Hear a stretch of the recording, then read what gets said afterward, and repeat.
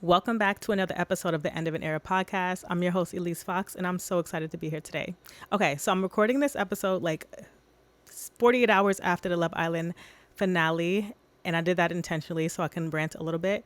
A lot of my friends have had really, really good discourse, and I haven't shared mine online because I just tapped into theirs, and like it's been very interesting to see how everyone is dissecting and really making excuses for certain people's behavior within the show. And I just want to add my 2 cents to it. You know what I'm saying? So, if you don't know what Love Island is, you live under a rock, you have no access to social media. It is a dating show where singles from America are flown to Fiji. They have no access to their phones, no access to social media, no access. I think they have internet access. They have like a brick phone and they can post pictures and stuff, but they can't interact with the outside world. So they have no idea what's going on. They're there for 6 weeks if they make it to the end, and they are essentially there to find love. And it's such an interesting social experiment. It really reminds me of the time, like around post 9/11, when Americans just wanted something to connect to. They wanted something to control. They wanted something to hold on to. And I remember my mom, I'm really aging myself. She would pick up the house phone, which was like, it was cordless, so I'm not like aging myself that much, but she picked up the house phone and she would have to vote every single night, Monday through Friday, for her favorite singer. And she would get into debates with her friends. Like if anybody talked badly about Fantasia, it was on and cracking. And I feel like we have that same energy now because America is going through a dark time. Dare I say it? Yeah, elephant in the room, but not really. So Love Island has been like a really interesting social experiment. And this season in particular has been the most watched season of the US version of this show. When I first discovered Love Island, it was about 8 years ago. I was spending a beautiful summer in London, just living my best life, one of my favorite summers ever. And I remember how how involved the entire city was with this reality dating show. It was actually madness. I remember like visiting friends and having to make dinner reservations around Love Island. If you know anything about London or Europe in general, pub culture is huge. And usually at the pubs, they're watching a football game, some kind of sports game. But when it's Love Island season, the pubs are watching Love Island. So they're grown men, women, children are watching it. Like the whole city pretty much shuts down to watch Love Island. I remember having to like dash home with a friend because she couldn't miss the first 5 minutes of Love Island. So it's a very intense show in Europe. And that's how I got my start watching it. And I was like, this is really cool. Like I actually really like it. I'm engaged with the actual characters or people, the islanders is what they call them. And it's a cool social experiment. But of course, in true American fashion, we copied it and it made it our own in a way. And I remember seeing the first season or trying to watch the first season of the American version. It just didn't hit for me. And I just stopped watching it. But last year was my reconnection with the series. And that's the season where Cordell and Serena won. And I don't know if it was the first black couple in like the US version to win, but I know that was like the most watched season at that time. So this season, of course, I was waiting for it and just to see how things would play out. I also really needed something to binge watch. A lot of my shows had ended. I was watching Paradise. I watch a couple trash reality shows like Love After Lockup that had ended, and I just wanted something else to like binge that can take my mind off of. I do work from home, so sometimes I just have shows in the background just to like move the day along, because if I listen to music, I'm just going to be sitting there singing along all day and not writing any emails or writing any grant proposals. So a show is pretty easy for me. And when this season started, so let me rewind it back. This season started off with a bang, like initially. I think the producers, which we'll get into them later, the producers really, it felt like they were trying to replicate last season, even down to the casting. So last season, there was this really cool organic friendship between three of the Islanders, Janae, Serena, and Leah. And they connected. They labeled themselves PPG, Powerpuff Girls, and they had like a really strong friendship throughout the entire competition. And you just saw how much they stuck together and how much people rallied for them and like voted for them. So I think production was trying to replicate that with this season's casting. Immensely dropped the ball. So I believe, I don't know, Leah isn't, I want to say she's not Pakistani. Leah Leah's family is like, I think she's first generation American, maybe second generation American. And I saw that they tried to replicate that with one of the kind of leading characters, Huda, who was a Pakistani girl, beautiful, beautiful girl, undeniably gorgeous girl. And then Serena and Janae were two black women. And they also casted two black women to come into the villa, Alandria and Shelley. And they were all gorgeous, beautiful, stunning women, but the dynamic just off rip wasn't there. And you can tell that that's what they were trying to do. Even the way they introduced the three characters in the beginning was they had just the three of them enter the villa and they had their little moment, but it didn't hit. Like, it didn't hit. It felt very forced. So that was like the beginning of the show. And the one character, Huda, who you probably have seen, she's the girl. Sometimes she has freckles. She does a really beautiful, like, faux freckle look. But she is from North Carolina. Gorgeous, stunning girl, like I said before, but I don't like to label people toxic, but some of her behaviors were very toxic and very apparently toxic. I'm not going to get into the nitty gritty of her behaviors because you're not listening to this podcast for a Love Island breakdown. I'm just trying to like give you my overview. But I wasn't going to say much about the show until I was on TikTok scrolling, and I think my FYP broke because I was in someone's live, or I saw someone's live on my FYP, and it was a woman defending like all of this woman's behavior, all of Huda's behavior. So at the end of the show, if you haven't seen it, fast forward. If you don't watch the show, just fast forward a couple minutes because I'm going to be done soon. But I just want to get this off my chest. You feel me? This woman was speaking about Huda's behavior in the villa. Huda dated, if I'm not mistaken, all black men. Like I said, she's a Pakistani girl. And she had this really interesting need or desire to be controlling, to be dominant. She wanted to be dominant so badly. And it was just interesting to see someone who was a non-black woman try to be dominant over black men for an entire season of a show. I wanted her to be voted off pretty early after what she did to Jeremiah, but for some reason she just stayed and stayed and stayed, and the behavior continued. And it's an interesting dynamic because when an islander stays, I think in their mind they think, oh, America loves me, they didn't vote me off, America is really digging this couple, they didn't vote me off. But in reality, a lot of us, or within my community, were just appalled like by her behavior, and we're really curious as to why she wasn't voted off. I think production had a lot to do with her staying in the villa for as long as she did. She shouldn't have made it to the finale, in my opinion, but she did. So this woman on TikTok was talking about Huda, and her last relationship in the villa was with this guy, Chris. Chris is an international basketball player. I want to say he's pretty young, like 23, 24. And he is incredibly emotionally mature to be a basketball player. I was telling my friend Bree this. I've met basketball players who were older in college and had less access, and they were who they were. Chris was very much trying to work things out. Like, let's have a conversation about this. I'm trying to get to an understanding. Like, please don't cut me off. Please don't cut me off. He would know how to choose his battles with Huda. And they were very, very petty battles most of the time. And he would just let things kind of roll off his back. And I really respected that because even at my age, sometimes I run into men who just can't let things go. Like, super petty. And I don't engage. But it's interesting to see how he handled the situation. And I don't think he was acting for television. I think he's genuinely a really great communicator and just wants to see both sides and wants to come to an understanding. This last scene with Huda and him, they also, if you don't know, they all sleep in the same room, but different beds that are kind of lined up like a camp in a way. And Huda was essentially trying, they show like they have like a night cam, and Huda was trying to poke him to have like, I don't know if she was trying to sleep with him, but she wanted to cuddle with him, and she kept saying like, can you at least cuddle with me, which makes me think she wanted to sleep with him because she said, can you at least cuddle with me, like if you're not going to do that, at least cuddle with me. And the man is just trying to sleep. He's like, hey, I'm trying to go to sleep. And she does a countdown. I'm going to count to 3. If you don't cuddle with me, I'm going to be mad tomorrow. And she counts down. He doesn't cuddle with her, and then she gives him full on attitude the next day. When I was in this woman's live, or just looking at the live on my FYP, I didn't want to give her any analytics. She was saying like, that is not abuse. How is that abuse? Huda was just sharing what she needed. Chris is way bigger than her. You have to be dominant over someone to be an abusive partner. And there were so many people. Maybe I did tap the live.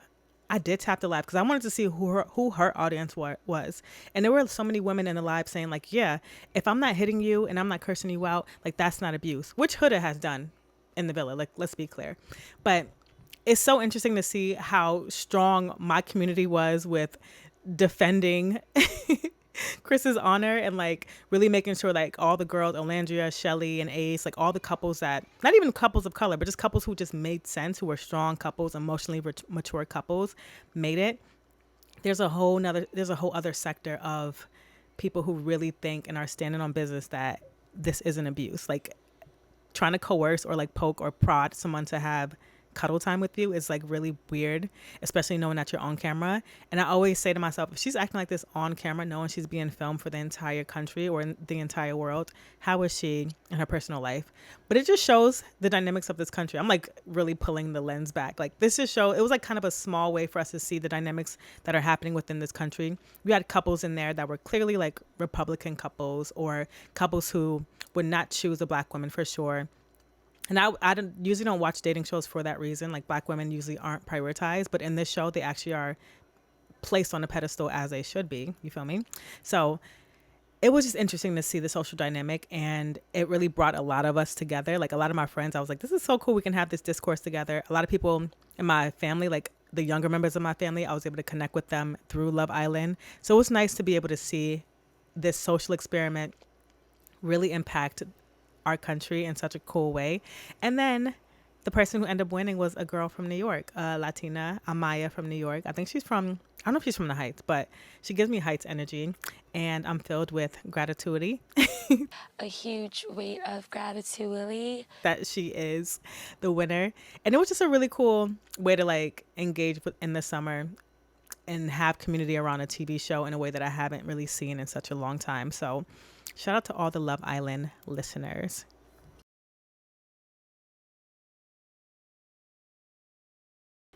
So let's jump into an era that I'm ending. An era that I'm ending is summertime sadness. I wrote about this in an article for Teen Vogue last year, but I get really, really bad summertime sadness. I get summer depression. I play the comparison game. I do a lot of everything. I don't have this. Like, I overly shop. I used to overly shop in the summertime just to try to keep up. When I'm like, I don't really want any of this stuff. Like, I don't know why I'm in competition with myself in the summertime, but I always put this pressure on myself to have it all and to do it all. And it just doesn't work for me.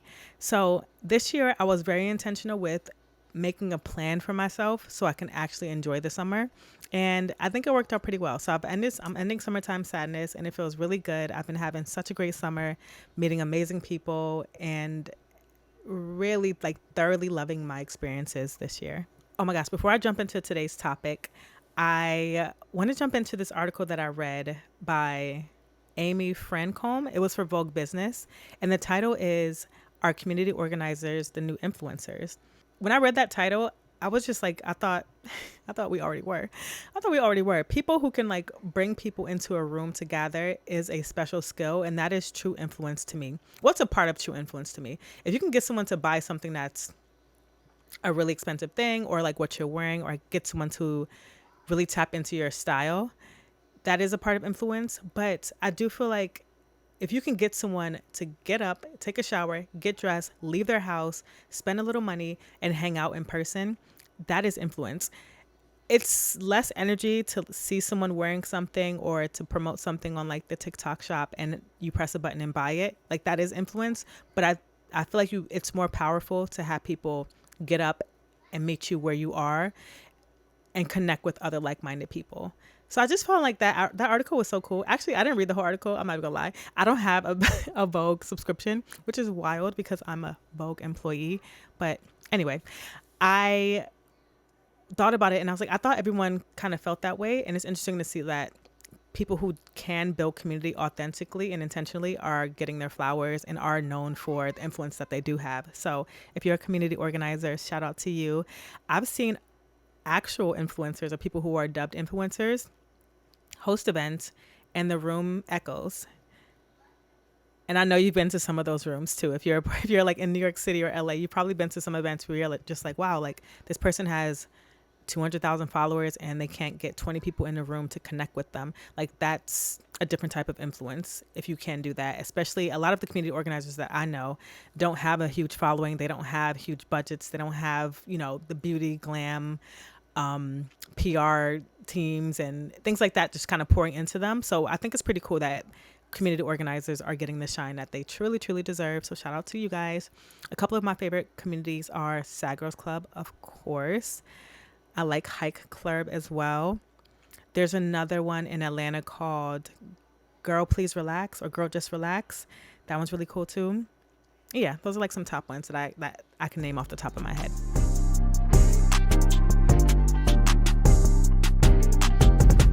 Jumping into today's topic, it's a list. It's a short list. I'm going to do a bullet point list of how to maximize your summer. And this comes from me finally feeling like I've figured out my summer flow at my big age and how to combat summertime depression, summertime sadness, and also summertime comparison. So without further ado, we're probably like 10 minutes in. Let's jump in. My first tip is to find budget-friendly activities. We all know we all can't go to Jamaica. We all can't go to Europe for the summer. Saint-Tropez, everyone's in France. And I'm sure it looked amazing. It looked great, but not everyone can do that. And that's absolutely fine. We all are experiencing summer in our own way. So find activities that fit your budget. The park is always a go-to for me. I love bringing out a blanket, getting some fruit, bringing out a really nice iced drink, a book, a speaker, and just laying out and soaking up the sun. Such a delight. And if you do work from home, you can probably do this as well and still work. You can like, what's it called? Hotspot your phone to your laptop and then just like work from the park under a tree. I think that's really refreshing and a good change of pace, and it kind of breaks up the week for you. I also love the beach. I don't love New York City beaches, but they do have potential. My homegirl, she swears by like New York City beaches, but I like the ones that are a little bit further out. Like Coney Island is cute, Rockaway Beach is cute, but I need to be like more near Long Island to actually enjoy it. But there are moments, like if you just are a beach person where you don't care about going in the water, you just want to lay out and tan and soak up sun, I think the beach is a perfect place for you. You could also bring out skates, and if you want to like rollerblade on a boardwalk, you can do that too. You can have your picnic on the beach as well. Coney Island is a good place if you love to play games and you just want to gather, you want to be around people and also be outside. Like that's a great spot too. The beach is free, of course, and it's really accessible, especially if you're in New York City. But I feel like every place has its like local water hub, unless obviously you live in a desert. I don't know what to tell you. No beach for you. But I think the beach is a great outlet that I know for sure I don't utilize often enough or as much as I should. I went to Fort Greene Park for Juneteenth, and there was a group of women who had a blanket, really cute kids, and they were just like barbecuing, but they had like the tiniest barbecue grill. I'm gonna try to put a picture in if I can find it on Amazon, but they had a tiny barbecue grill the size of probably like this pillow, and they were barbecuing on there, and I was like, this is such a great idea. You don't need a lot to have a good time. And I love how they utilize this like little piece of machinery to just bring the barbecue to them where they were in the park. And I want to tap in there too. So if you are someone who is learning to barbecue, I feel like that might be an easy way to like jump into it. But buy a mini grill, barbecue some vegetables, invite a couple people over, have a little mini, park hang, and just like enjoy the day, enjoy the sun. And then my last tip for number one is schedule daily walks. You should be going outside every single day anyway, but especially in the summer, you kind of have to schedule the walks because in New York City, at least, it's 85 degrees right now. So I like to walk either very early or in the evening. I do have to make sure that I prioritize it because once I get to a certain hour of the day, I just kick off my clothes, my shoes, and I'm just in the house. But I need to make sure I'm outside moving and at least soaking up sunshine and not having to run back to emails. Like that's a good way for me to kind of transition from my workflow into my evening routine. My second tip is do it alone. Time waits for no one and summer waits for no one as well. If you've been yearning to go do an activity, to see something in your city, to experience a concert, just go. I am someone, and my friends will tell you, I will see a concert by myself. I will go to Madison Square Garden. I'll make a friend on the way, or maybe I don't. But if there's something that I want to do or something that you want to do, make it happen for yourself. Time literally waits for no one. And you don't want to look back on your summer thinking, oh, I shoulda, woulda, coulda. Oh, I could have bought tickets to that thing. All you have to do is request off to really experience a beautiful event. I think it's worth doing it by yourself. And also it really helps you learn about how you can navigate and finesse in different spaces without having the baggage or the responsibility to worry about other people's feelings or what they want or what their experience is. You just do it on your own. My third is go outside daily. Obviously, we should be going outside every day anyway, but especially in the summer, you don't want to miss out on that vitamin D. It is so essential for us to really soak it up and soak it in. So make sure you're going out and doing something, whether it's going to the bodega, grabbing some snacks, or just walking around the block a few times. I'm not saying run, but go outside. Make sure you even just sitting on your stoop for an hour listening to music. I think that is so important and vital for us in the summer. We are cooped up. If you live in a city that has a very strong winter, we are cooped up inside for 4 months. You deserve to be outside soaking up the sun. Do that, boo.